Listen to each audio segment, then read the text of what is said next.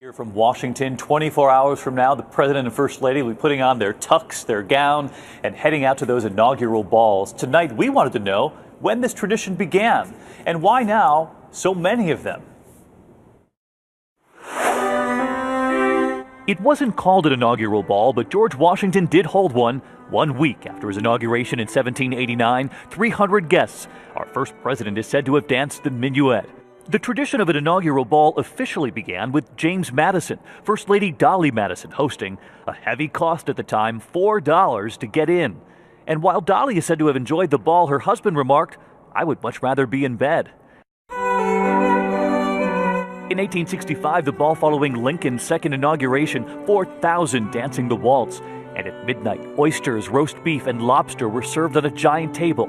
The New York Times reporting that table, soon a mess. Frightful to behold, in their words. Washington turned out in all her splendor for the inaugural balls to be held in honor of the president.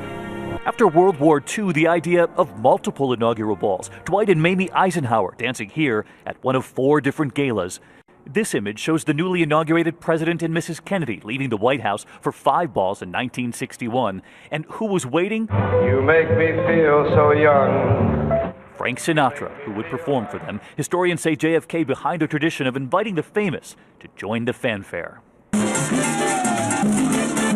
More than 2 decades later, the Reagans dancing and dazzling the crowd with the salsa, and Lionel Hampton playing Tuxedo Junction. In 1989, an exuberant President George H.W. Bush and First Lady Barbara Bush. The song, "I Could Have Danced All Night." His son, George W. Bush, dancing with First Lady Laura Bush for just seconds, less than a minute on the floor at each ball they attended. The Clintons dancing to Make a Wish, and there was that saxophone moment. At his second inaugural, what was unforgettable was the number of inaugural balls that year, 14 of them. And 4 years ago,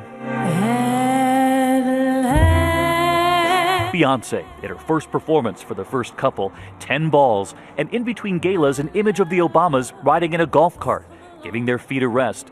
And that moment in a freight elevator, the First Lady wrapped in her husband's jacket to keep warm.